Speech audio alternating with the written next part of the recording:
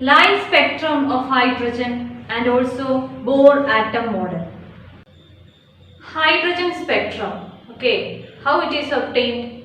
When we pass electric discharge to hydrogen gas, H2 gas, when we pass electric discharge, it will dissociate. Hydrogen gas will dissociate as hydrogen atoms. They are in a state of excited state, okay, in a high energetic excited state. That hydrogen atom in a higher energy excited state will emit electromagnetic radiations, and that radiation we will obtain as a spectrum. That spectrum consists of very sharp lines, and they are called as hydrogen spectrum or line spectra of hydrogen. Let's look into details of hydrogen spectrum. And the hydrogen spectrum is very useful for the development of atomic spectra. This is the simplest spectrum of hydrogen atom. When an electric discharge is passed through hydrogen gas, its molecule dissociates into hydrogen atoms.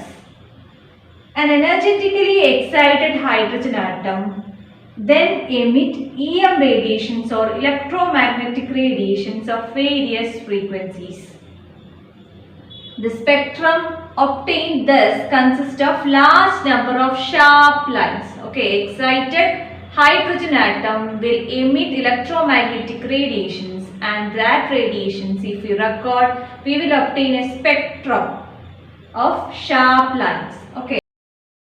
It corresponds to a particular frequency emitted by hydrogen atom. There will be many sharp lines, and each sharp lines corresponds to different frequencies.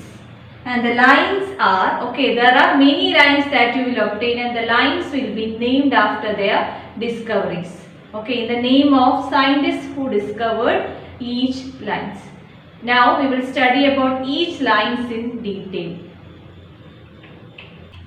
First, it was scientist Bohr, B-A-L-M-E-R, this is the name of the scientist, okay, Bohr, who explained that if the spectral lines are expressed in terms of wave number, okay, reciprocal of wavelength is wave number 1 by lambda. If the spectral lines that are obtained in the hydrogen spectrum are expressed in terms of wave number, then we can explain the visible lines. Okay, in the electromagnetic spectrum there will be visible lines, UV lines, etc. in the spectrum. The visible lines of hydrogen can be explained with the equation nu bar. What is nu bar? It is wave number is equal to 109677 into 1 by 2 square minus 1 by n square centimeter inverse. Okay. You can obtain the value of wave number with this equation. 109677 1 by 2 square minus 1 by n square centimeter inverse, where n is an integer that is greater than 1. N is equal to 3, 4. N can have values greater 3 or greater than 3. 3, 4, 5, etc. And that series of lines explained by Bohr is called as Bohr series. Clear? First it was the scientist Bohr who gave an explanation to the spectra obtained. Okay, only in the case of visible lines, the wave number nu bar is equal to 109677 into 1 by 2 square minus 1 by n square centimeter inverse, where n can have values 3, 4, 5, etc. And that series of lines is called as Bohr series. Later, it was Johannes Rydberg, a scientist, who gave a general expression for all the series of spectrum. Okay, Rydberg scientist gave a general expression for all series of the spectrum. Bohr could only explain for visible area or visible lines. This is the general equation. Nu bar is equal to 109677 into 1 by n1 square minus 1 by n2 square centimeter inverse. This general formula is applicable to all series of the spectra obtained for hydrogen atom. Okay. 109677 into 1 by n1 square minus 1 by n2 square centimeter inverse, where n1 and n2 are integers and always n2 will be greater than n1. This is the criteria. Okay. Based on this criteria, we have different series for hydrogen atom. Okay. If n1 is equal to 1 and n2 is equal to 2, 3, etc., then that series is called Lyman series. Lyman series. And if n1 is equal to 2 and n2 is equal to 3, 4, etc., then that is called what? Bohr series. This we studied. That is Bohr series. Next, if n1 is equal to 3 and n2 is equal to 4, 5, etc., then it is called Paschen series, and like that it goes. If n1 is equal to 4 and n2 is equal to 5, 6, etc., bracket series. Okay, it is called bracket series. And also one more series is there, that is the next series is Fun series. Lyman, Balmer, Paschen, bracket and Fun series. Okay, these much series are there for hydrogen atom. Lyman series, Balmer series, Paschen series, bracket series and Fun series are the series for hydrogen atom. Now let's draw the light spectrum of hydrogen atom. Okay, consider these are the different levels: n equal to 1, n equal to 2, n equal to 3, n equal to 4, 5, 6, etc., and goes to infinity. Okay, first Lyman series from n equal to 1 to what? N equal to, this is the base level, n equal to 1. It can be, or n equal to 1 to n equal to 3, n equal to 1 to n equal to 4, okay, n equal to 1 to n equal to 5, it can be, and it goes on. Okay, this series is called as what? Lyman series. N equal to 1, n1 is equal to 1, n2 can be what? 2, 3, 4, 5, etc. is what I explained.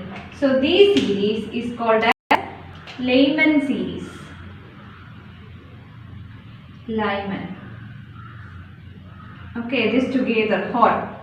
Next, when n equal to 2 to n equal to 3, n equal to 2 to n equal to 4, n equal to 2 to n equal to 5,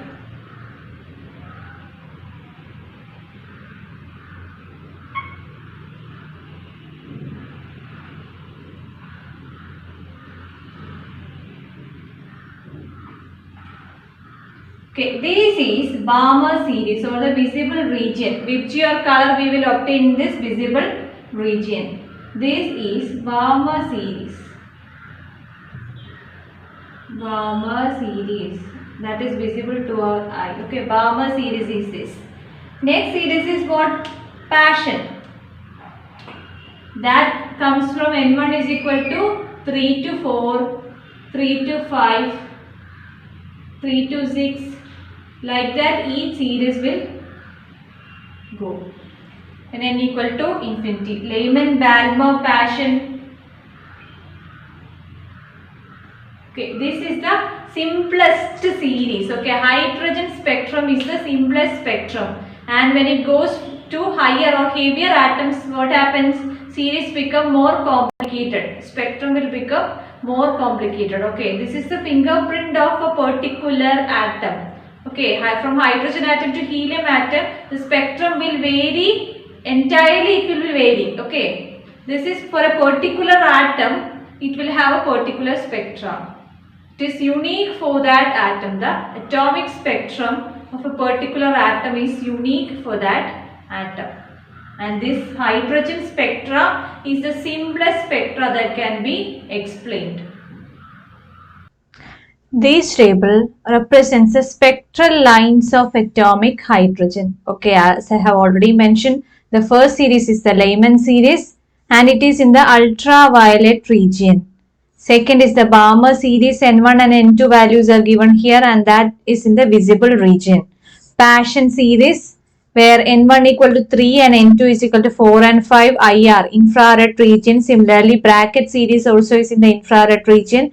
Fun series is in the infrared region and Humphrey series is the last series. Okay, N1 is equal to 6 and N2 is equal to 7 and 8. It is in the far infrared region. These are the main spectral lines of atomic hydrogen.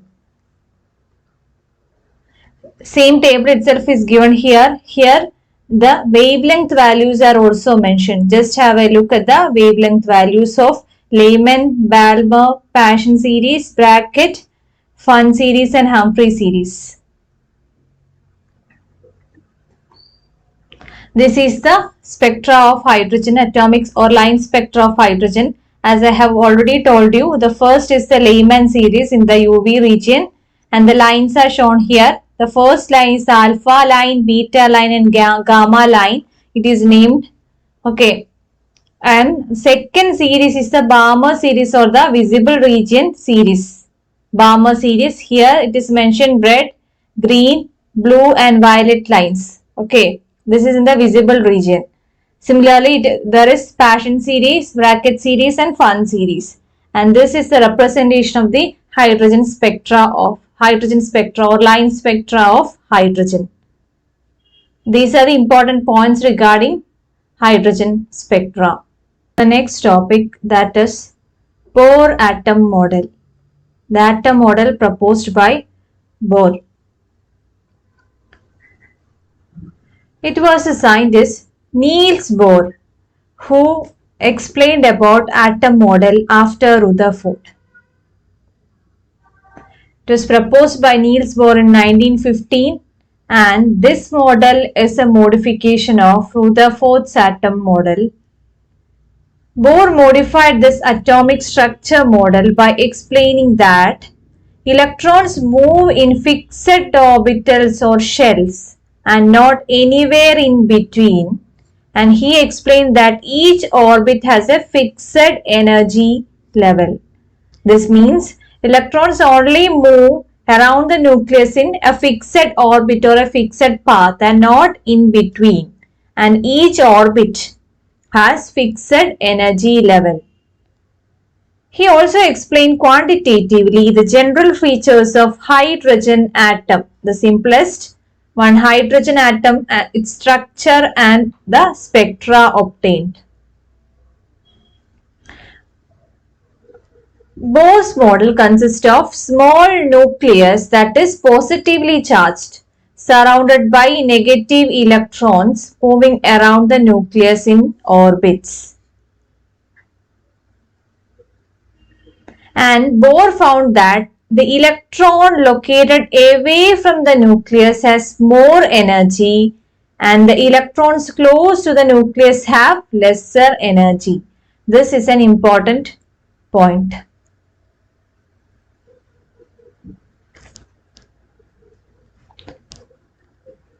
This is the representation of Bohr model of atom. Look here, what does the last point tell?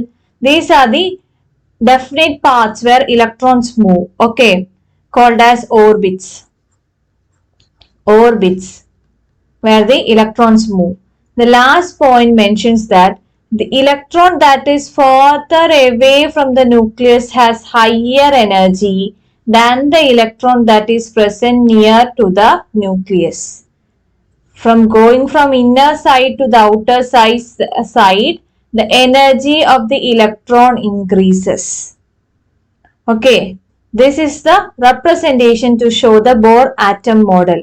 And where the inner shell is the K shell, L shell, then the M shell and N shell is the representation for each fixed orbits or shells.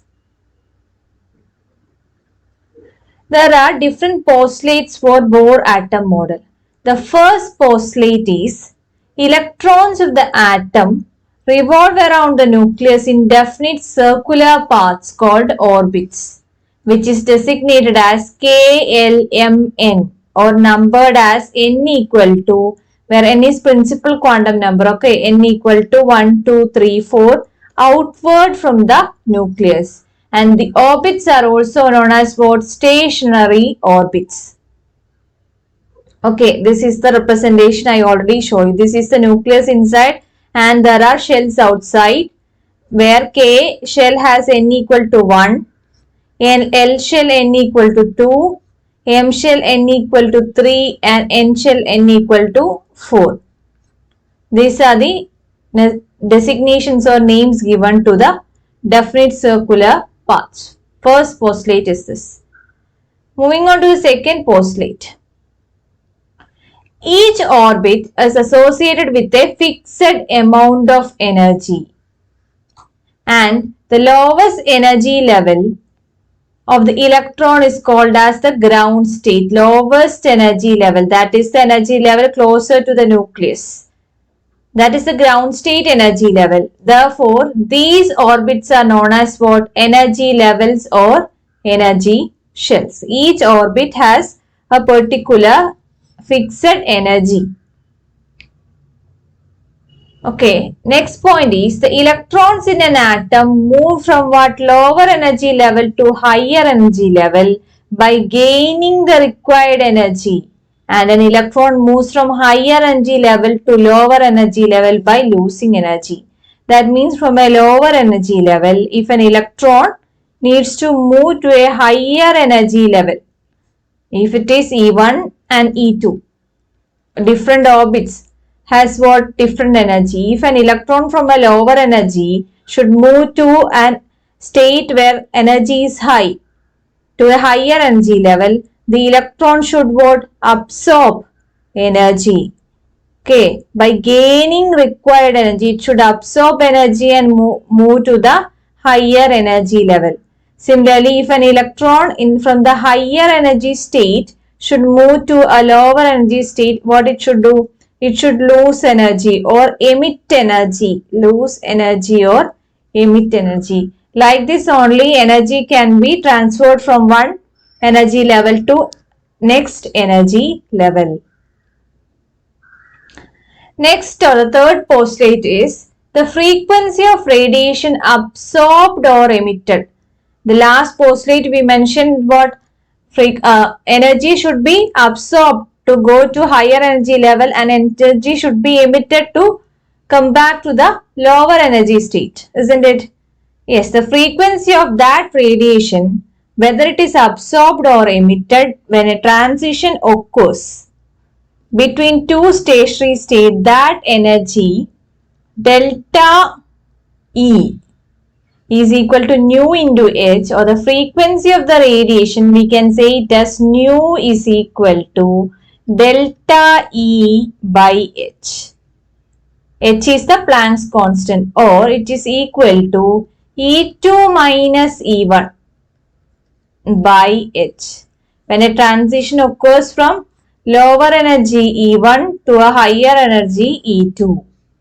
This is the frequency of the emitted radiation, delta E, change in energy by h, where h is a Planck's constant, or which is equal to E2 minus E1, that is higher energy minus lower energy by h. This is an important equation. Nu is equal to E2 minus E1 by h.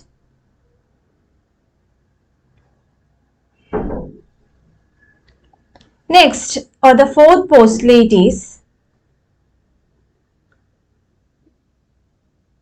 the angular momentum of an electron in a given stationary state is expressed as, okay, for a particular electron in an energy level has an angular momentum, and that is given as mvr, m into v into r is equal to nh by 2 pi. Okay, it is equal to nh by 2 pi. mvr, mass of the electron, that is me, we can represent into velocity of the electron into radius of the orbit is equal to n into h by 2 pi, where h is a Planck's constant and n is equal to 1, 2, 3, etc. The angular momentum of an electron in a given stationary state can be expressed by the equation mvr is equal to nh by 2 pi, where n equal to 1, 2, 3, etc. Thus, what we can say, an electron can move only on those orbits for which the angular momentum is what? An integral multiple of h by 2 pi. Clear? Okay, for a particular electron in a energy state has an angular momentum mvr, mass of the electron into velocity into radius, mvr is equal to nh by 2 pi.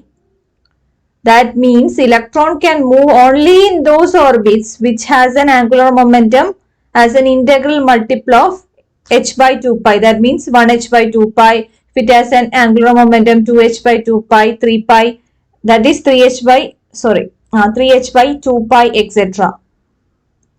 Only in that fixed orbits electrons can move. These are the main postulates. There we discussed about 4 postulates, the important postulates of Bohr atom model. In the next class, we will study about Bohr atom model for hydrogen atom in detail. That's all everyone. I hope you understood. If you have any doubt, you can comment below. Thank you and have a nice day.